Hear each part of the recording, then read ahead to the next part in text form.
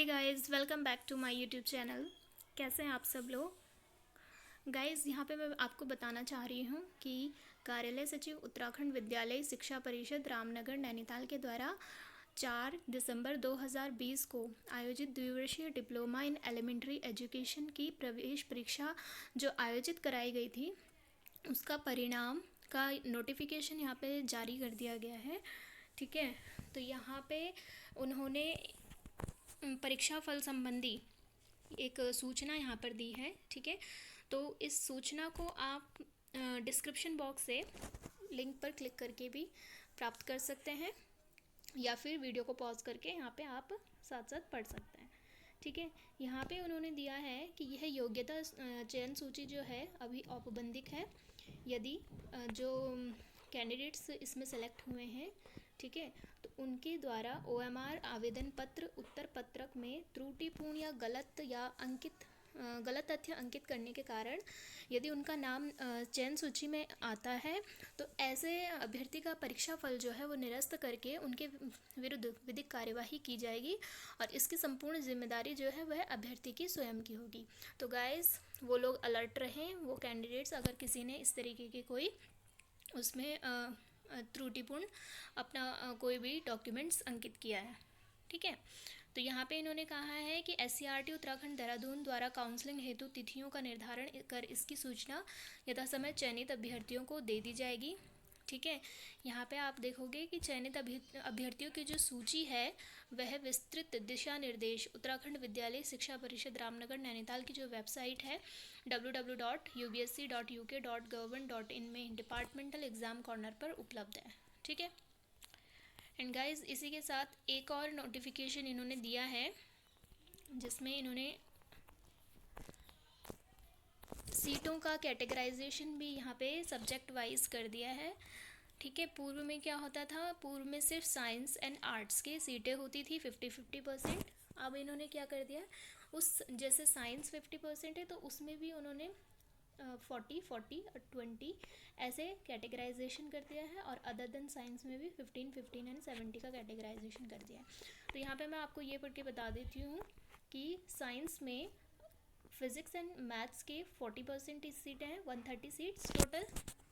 ठीक है, chemistry, bio and जो बॉटनी के स्टूडेंट्स होंगे उनके लिए भी 40% की सीटें हैं, जो कि टोटल 130 है।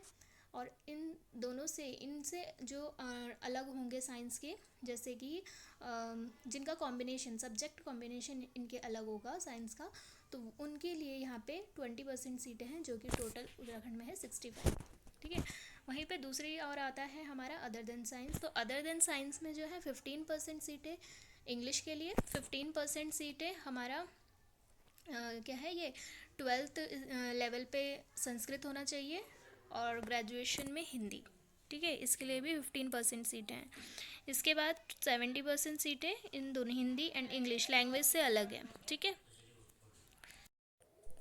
गाइज, यहाँ पे दिया गया है कि काउंसलिंग हेतु अभ्यर्थियों को SCERT उत्तराखंड देहरादून द्वारा यथा समय सूचना दे दी जाएगी कि काउंसलिंग कब होनी है। ठीक है, काउंसलिंग में प्रतिभाग करने से पूर्व चयनित अभ्यर्थी निम्न पॉइंट्स पे अपने आप को देख लें कि उन्होंने सही से अपने आप को वो इस क्राइटेरिया में फ़िट हो रहे हैं या नहीं हो रहे हैं। ठीक है, तो गाइस, जैसे कि ये नोटिफिकेशन आ गया है चयन सूची की DLED एंट्रेंस की एग्ज़ाम की। ठीक है, तो गाइज़, मैं आपको यहाँ पे एक और चीज़ बता देना चाहती हूँ आपके नॉलेज के लिए, जिन कैंडिडेट्स का इसमें सिलेक्शन हुआ है उनको, कि जैसे कि ये DLED का द्वितीय बैच है, सेकंड बैच है ना, तो जो फर्स्ट बैच है वो ऑलरेडी अभी तक बेरोज़गार है।